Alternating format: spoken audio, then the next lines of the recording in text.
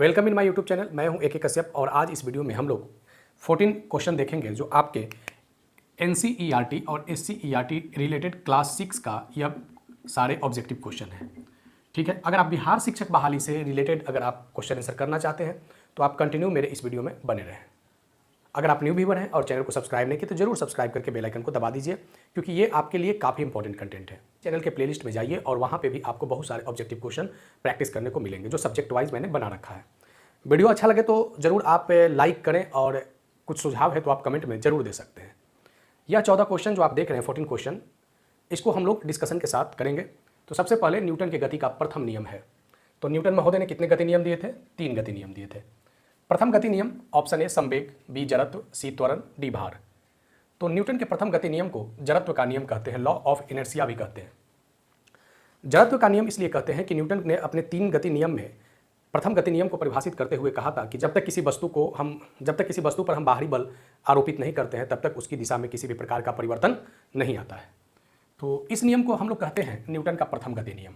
लेकिन जब उस वस्तु पर हम कोई बल आरोपित करेंगे तो वह वस्तु भी एक अपना बल उस पर आरोपित करेगा। तो इसको हम लोग कहते हैं जड़त्व का नियम। और यह किस नियम से रिलेटेड है? न्यूटन के प्रथम गति नियम से रिलेटेड है। न्यूटन का गति का द्वितीय नियम क्या है?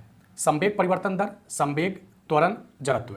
इसका सही आंसर होगा संवेग परिवर्तन का दर, जिसे हम लोग कहते हैं आवेग। क्या कहते हैं? आवेग। यानी न्यूटन का दूसरा गति नियम किससे रिलेटेड है? आवेग से रिलेटेड है। जब किसी वस्तु पर हम फोर्स लगाते हैं तो वह फोर्स मास और एक्सेलरेशन के समानुपाती होता है।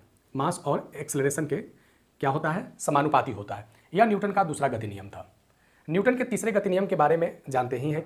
जब किसी वस्तु पर हम कोई बल लगाते हैं तो वह भी वस्तु हमारे बल के विपरीत एक बल लगाता है। ठीक है, तो न्यूटन के दूसरे गति नियम को हम लोग कहते हैं संवेग परिवर्तन का दर, जिसे हम लोग आवेग के नाम से भी जानते हैं। इसमें क्या होता है कि फोर्स जो होता है वह मास और एक्सेलरेशन के समानुपाती होता है। त्वरण का एसआई मात्रक क्या है? सबसे पहले जानिए कि त्वरण है क्या, एक्सेलरेशन है क्या। तो वेग परिवर्तन के दर को त्वरण कहते हैं। वेग परिवर्तन का दर को क्या कहते हैं? त्वरण कहते हैं। तो ये वेग जो वेलोसिटी है ये क्या है आपका? ये आपका वेक्टर है, सदिश है।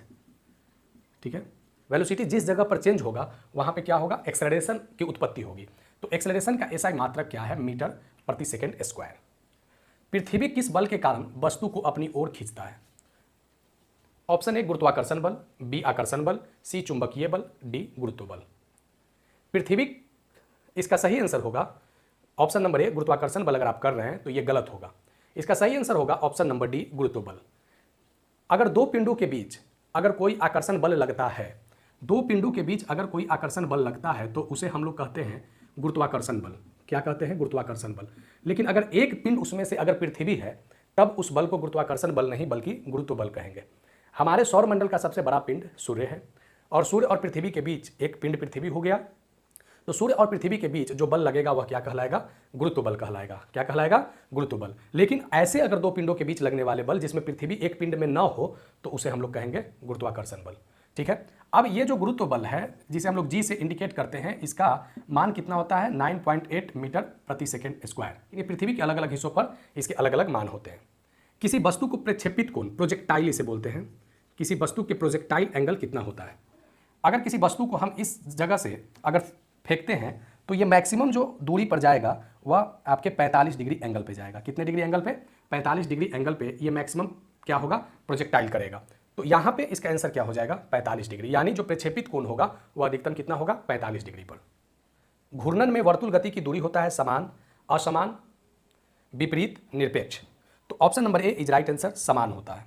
आवर्ती गति किसे कहते हैं? गति को दोहराता है, गति नहीं दोहराता है, दूसरी दिशा में करता है, इनमें से सभी। तो इसका सही आंसर होगा गति को दोहराता है। जैसे सिलाई मशीन आपने देखा होगा तो सिलाई मशीन पे जो कपड़े पे बार बार सुई जो लगती है तो ये कौन सी गति हो गई? आवर्ती गति हो गई। चुंबक के अयस्क को कहा जाता है, मैग्नेटिक के जो अयस्क होते हैं उसे क्या कहते हैं? Magnesia, magnetite, bauxite, hematite. Option number B magnetite कहते हैं। Fe3O4 क्या इसे कहते हैं? मैग्नेटाइट। ये जो होता है मैग्नेटाइट यह प्राकृतिक रूप में पाया जाता है, प्राकृतिक चुंबक के रूप में ये पाया जाता है मैग्नेटाइट। यानी स्वतंत्र रूप से अगर कोई चुंबक अगर प्राकृतिक में पाया जाता है तो वह लोड स्टोन का मैग्नेटाइट ही है। एक स्वतंत्र लटका हुआ चुंबक दिशा सूचक होता है, उत्तर दक्षिण, पूरब पश्चिम। Option number C is right answer. अगर आपको उत्तर दक्षिण का ज्ञान लेना है चुंबक के माध्यम से तो आप चुंबक को स्वतंत्र जब डोरी में बांध के लटकाइए, आपको दो चुंबक के बीच के ध्रुवों के बीच प्रतिकर्षण और उसके आकर्षण से आपको पता चलेगा कि कौन सा चुंबक, उसके प्रतिकर्षण से पता चलेगा कि चुंबक उत्तर और दक्षिण दिशा में है। ठीक है।